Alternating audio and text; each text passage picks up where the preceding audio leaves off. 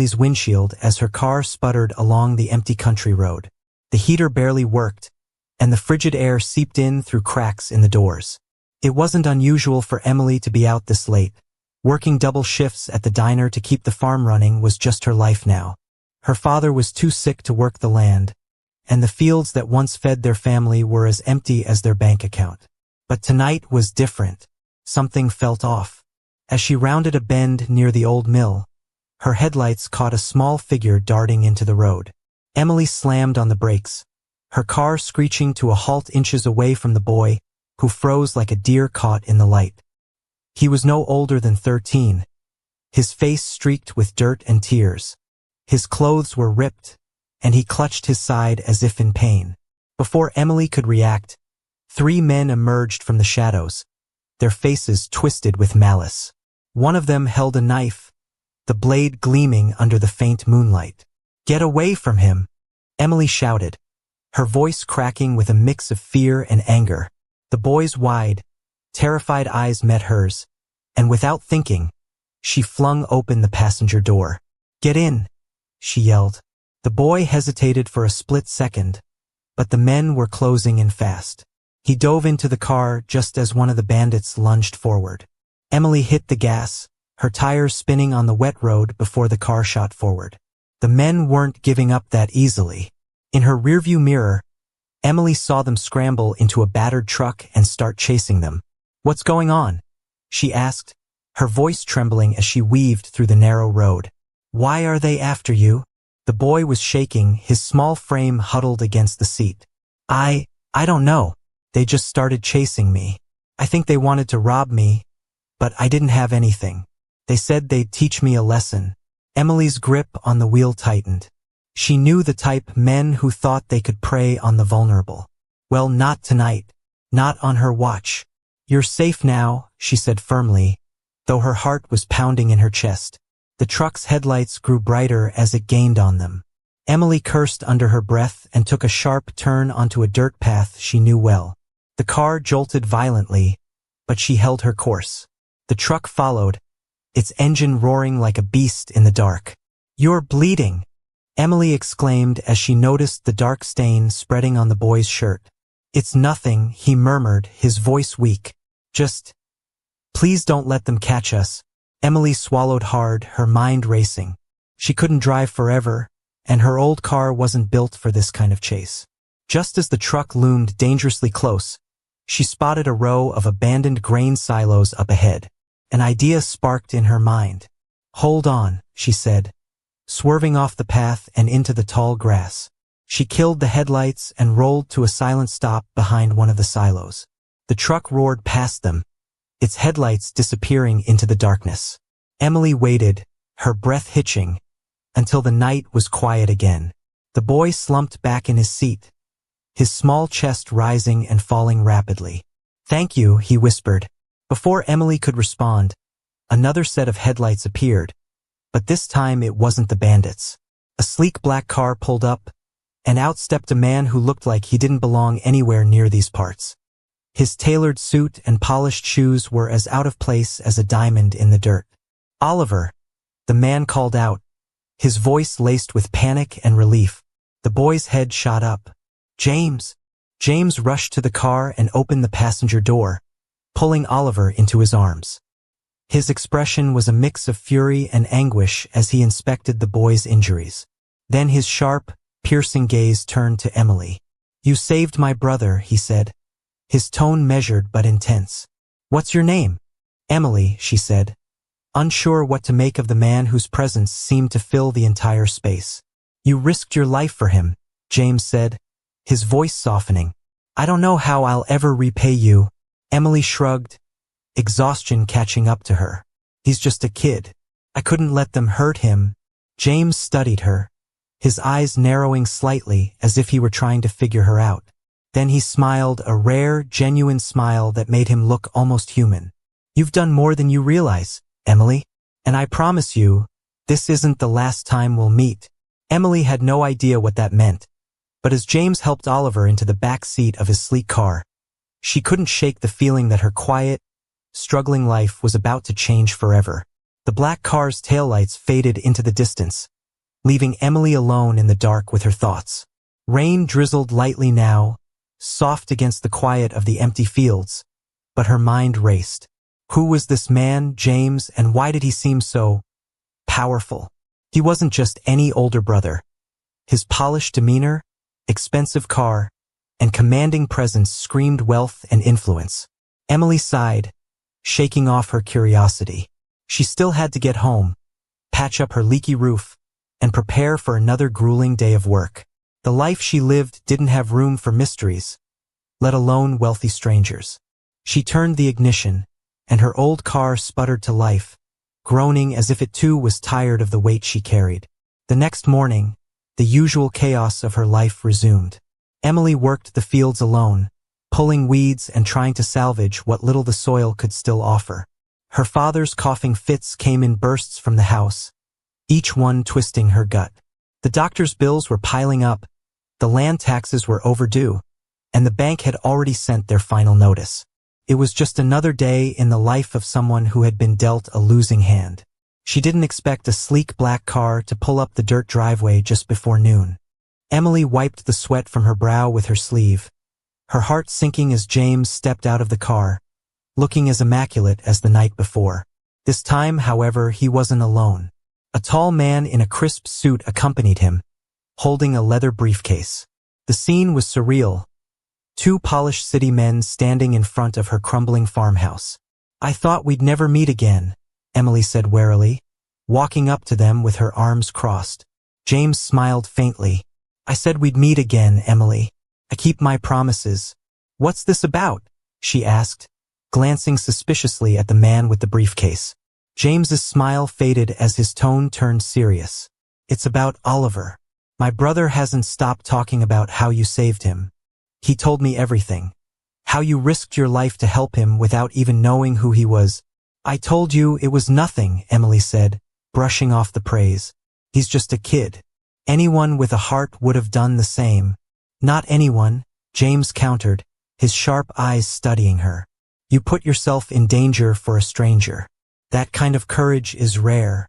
Emily shifted uncomfortably under his gaze. "What do you want, James?" The man with the briefcase stepped forward, opening it to reveal a stack of documents. "Mr. Whitmore," he began, addressing James, "has instructed me to settle all your debts." Emily blinked, stunned. "Settle my debts?" James nodded. "Your mortgage, the medical bills, the land taxes, everything. Consider it a reward for saving Oliver." Emily's mouth fell open, but she quickly closed it, her pride flaring. "I didn't save your brother for money. I don't want charity." "It's not charity," James replied firmly. "It's gratitude. I have the means to help you, and you need the help. Refusing it out of pride won't change that." The words stung because they were true. Emily's father needed medicine. The farm needed repairs. And no matter how many double shifts she worked, she couldn't outrun the mounting debts. Still, the idea of accepting help from someone she barely knew felt foreign and uncomfortable. "I'll think about it," she said finally, her voice hesitant. James gave her a small nod. "Take your time. But Emily, this isn't just about you. Your father deserves a better life, and you shouldn't have to carry all of this alone." With that, he turned and got back into the car, leaving her standing in the driveway with a storm of emotions swirling inside her. Days passed, and Emily couldn't stop thinking about James's offer.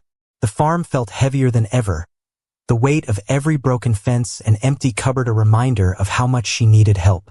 Her father's condition worsened, his coughing fits lasting longer, and she found herself replaying James's words in her mind. Finally, she made her decision. She called the number James had left her, half expecting him not to answer. But he picked up on the first ring. "I'll accept your help," she said, her voice steady despite the lump in her throat. "Good," James replied. "I'll handle everything. And Emily, this is just the beginning." True to his word, James settled every debt. Within days, the bank stopped calling, her father received top-notch medical care, and the farm began its slow transformation back into something livable. Emily found herself overwhelmed, not just by the relief of her burdens lifting, but by the growing presence of James in her life. He visited often, sometimes with Oliver, who was still recovering but cheerful and eager to help around the farm. James himself seemed drawn to the place, spending hours walking the land and asking Emily questions about her life. First, she thought it was pity, but as time went on, she realized it was something deeper. James wasn't just helping her. He was invested in her strength, her resilience, and the spark in her that had saved his brother. The lines between gratitude and affection blurred, and Emily found herself facing a new kind of challenge.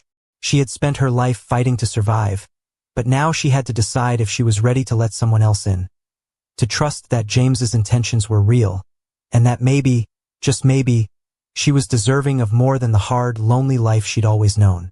Emily's farm began to thrive again, though she couldn't quite believe it.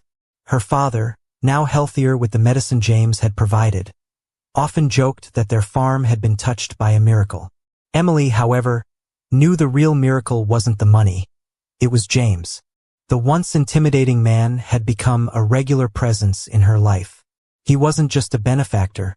He was someone who genuinely cared. He asked about her dreams, her struggles, and even her happiest childhood memories. And as much as Emily tried to keep her guard up, she couldn't deny that she was drawn to him. One evening, as the sun dipped below the horizon, painting the sky with hues of orange and pink, James showed up unexpectedly. He was dressed casually this time, his sleeves rolled up and his usual polished demeanor replaced by something softer. "I thought I'd stop by," he said, holding up a basket of fresh produce he'd picked from the market. "Figured you could use a night off from cooking." Emily raised an eyebrow but couldn't suppress a smile. "I didn't think billionaires knew their way around a farmer's market. Let's just say I'm full of surprises," James replied with a grin. They spent the evening in the kitchen, laughing and chatting as they prepared a meal together. It was simple, roasted vegetables and freshly baked bread, but to Emily, it felt like the most luxurious dinner she'd ever had. As they sat down to eat, James grew uncharacteristically quiet. He looked at Emily, his expression unreadable, and then set his fork down. "I've been thinking about something," he began, his voice steady but tinged with vulnerability. Emily tilted her head, unsure of where he was going. "What's on your mind?" "When I first came here, it was to repay a debt. You saved my brother, and I felt obligated to help you. But now," he paused, running a hand through his hair. "Now it's not about obligation. It's about you." Emily's heart skipped a beat. "Emily, you're the strongest, most selfless person I've ever met," he continued. "You've been through so much, and yet you still find ways to help others. You're incredible, and I care about you more than I thought possible." Her breath caught in her throat. She had spent so long building walls around her heart, convinced that no one would ever look at her as more than a struggling farmer's daughter. But here was James, a man who could have anything in the world, choosing to be with her. "I don't know what to say," she admitted, her voice barely above a whisper. "Say you'll let me be part of your life," James said, his tone sincere. "Not just as someone who helps fix things, but as someone who stands by your side." Tears welled up in Emily's eyes, and for once, she didn't fight them. She nodded, a small smile breaking through her emotions. "Okay," she said, her voice trembling. "But don't expect me to go easy on you. This life isn't exactly glamorous." James chuckled, reaching across the table to take her hand. "I wouldn't want it any other way." Months later, the farm had become a symbol of transformation, not just for the land but for Emily herself. With James by her side and Oliver often visiting to help out, it felt like she finally had the family and support she had always dreamed of. One day, James surprised her with a gathering. The farmhouse was filled with laughter and warmth as neighbors, friends, and even some of James's colleagues joined to celebrate the farm's revival. Standing under the old oak tree that had been on the farm for generations, James turned to Emily and took her hands. "You've given so much to everyone else," he said, his voice steady and full of emotion. "It's time someone gave back to you." Before she could respond, he dropped to one knee, pulling out a small velvet box. Emily gasped, her hand flying to her mouth as James opened the box to reveal a simple yet stunning diamond ring. "Emily," he said, his voice breaking slightly, "will you marry me?" Tears streamed down her face as she nodded, her heart too full for words. The crowd erupted into cheers, and for the first time in her life, Emily felt like the universe had finally given her a break. She wasn't just the farmer's daughter anymore. She was someone who had fought, endured, and ultimately found the happiness she deserved. And as she looked into James's eyes, she knew this was only the beginning of the life she had always dreamed of.